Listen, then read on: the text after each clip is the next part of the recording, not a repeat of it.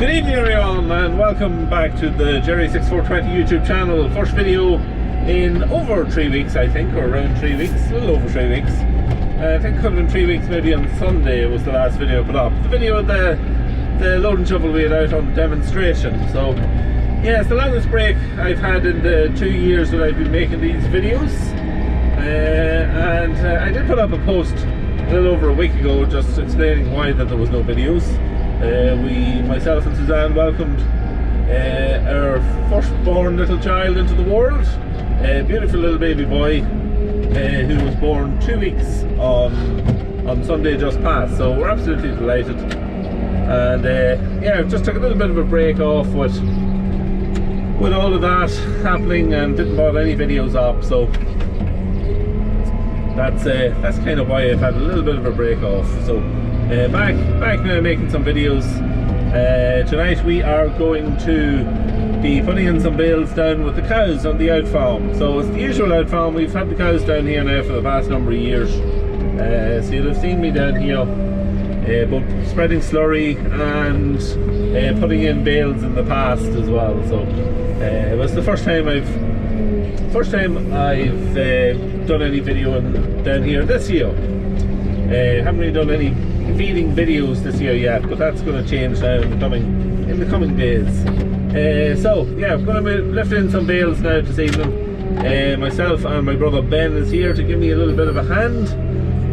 We put in 14 round bales on a run or on a trip down here, and usually the way it works is the cows can eat around half of the 14 bales, so you don't have to scrape any in over the first few days, and then after that then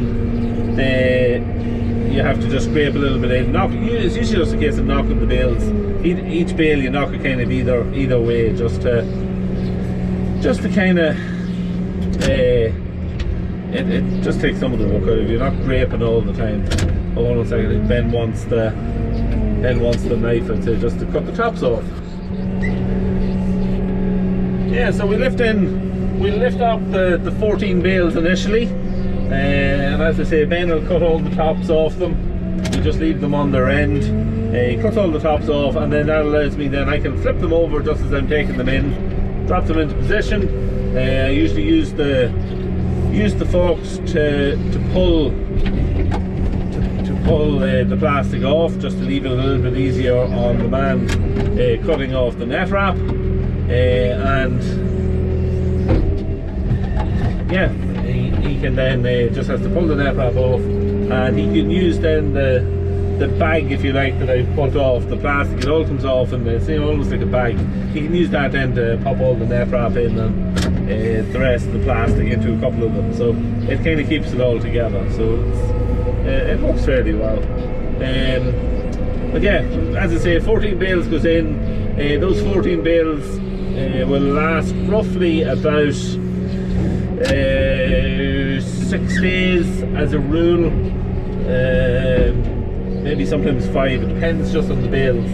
Initially they were lasting about 5. Some of the bales were a little bit wetter and the cows seem to have been through them a little bit quicker, but this is a different stack of bales we're working out of now, and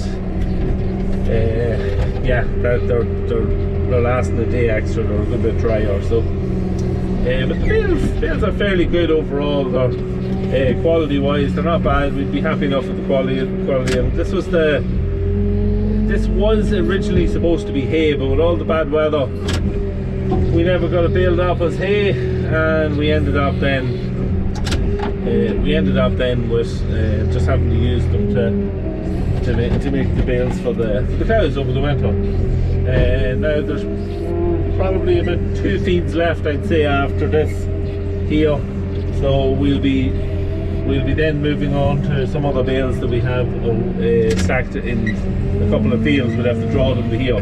We plan to keep the cows down here. We usually keep them down here until sometime in January, until our bale starts to run a little bit short, and yeah, when we get them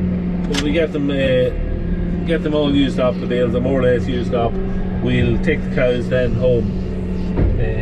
We have got space for some of them at home at the minute. We could take some of them home, but it's just kind of easier just to keep them all together here in the one batch. The space probably won't start to free out for them at home until we start to kill some of our beef stock. So yeah, so that's all for a little bit later on. Yeah, so I've got a little bit of footage now of just lifting the bales in, and we'll maybe try and have a quick look at the cows at the end as well. Lighting isn't great down here. There's 2 LED lights that we put up a couple of years ago when we come down here first, and they kind of light up the front end of the shed, but the back end of it, you can see it all right when you're in there, but it'll not show up on the camera very well. But look, we'll see. We'll have a look at the time and we'll see how it works out. Yeah, the quality of bales would be all right. Some of the cows, this time of the year, some of the cows would have lost condition with the calf. You know, like just before weaning, the condition would have dropped off a bit. And whereas, yes, the bales are probably good enough just to keep them, to maintain them. They're not, the quality of the silage in them, it wouldn't be good enough to put on any weight. So yeah, the first ones home will be those thinner ones that will need a little bit better silage, and we'll maybe put them on a little bit of meal just to improve their condition before calving. But again, that's not going to be until after Christmas. Calving this year is going to be later. If you remember back, we had a little bit of bull trouble when we put the bull out to bull the cows. He had went infertile. We kind of copped it.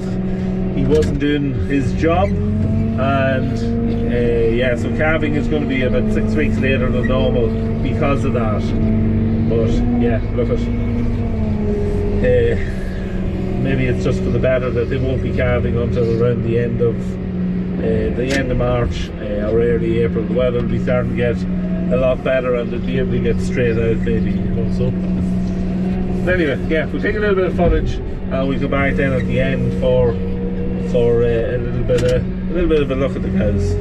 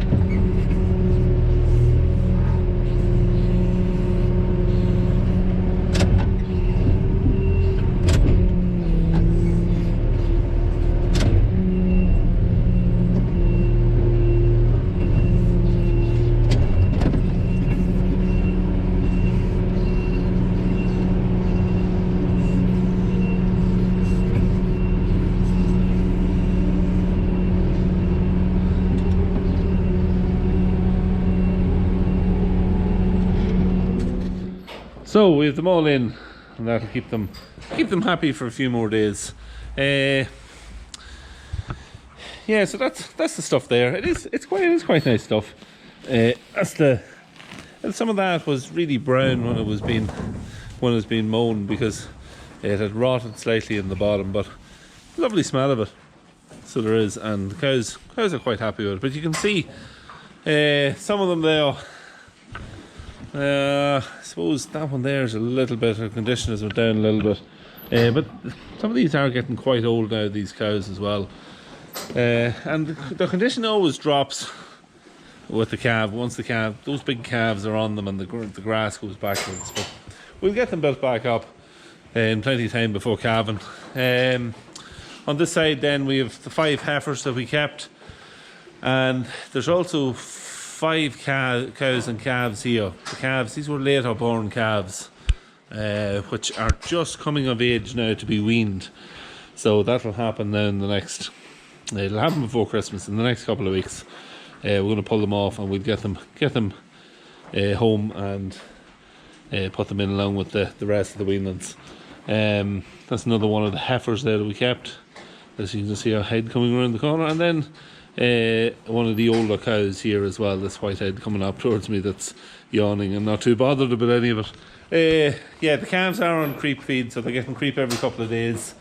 As I said, there's only 5 of them, so a couple of days creep does quite a while if you throw a couple of buckets into it. But most of the cows is on the far side. There's about 30. It's about 32, I think it is, on the far side, and then there's around 20 cows on a bull then the side here, and then the few calves. So let's see, it would hold more. Like it's good enough shed for the job. But yeah, that's really it. No graping there for a few days. The cows can reach right in. You can see them here now, like they've no issue reaching it there. The bales all it all falls out into them anyway, and they're able to get in about 1/3 into the bale on each side, so it just leaves then a small piece. And you come down here, not tomorrow but on day 2 after the Gwyn, when you come down, there's a lovely just narrow strip right up the shed, and it's quite easy then. You can just, if you just put your shoulder against it, it'll just flop over. So pop on each side and it gives you another day or so. So there's no graping right until the very end. Which is great. We had weanlings down here at one stage, reared calves, and it was an absolute torture, a slaughtering match to grape it in, because short necks, they couldn't reach out very far, and you were constantly graping in, and that year the silage was probably slightly better quality, but it was a lot wetter, and yeah, just torture. So we had to, that's why we changed the cows coming down here for the last couple of years, and it's worked very well for us. So anyway, good to be back making some videos, and we'll get some more made. In the coming days now, we'll do a few videos on the feeding of the cattle at home, and how that's going, and what we're feeding, and all that kind of stuff. So as always, thanks for watching. Don't forget to hit the sub button. Yeah, and we'll see you in the next couple of days.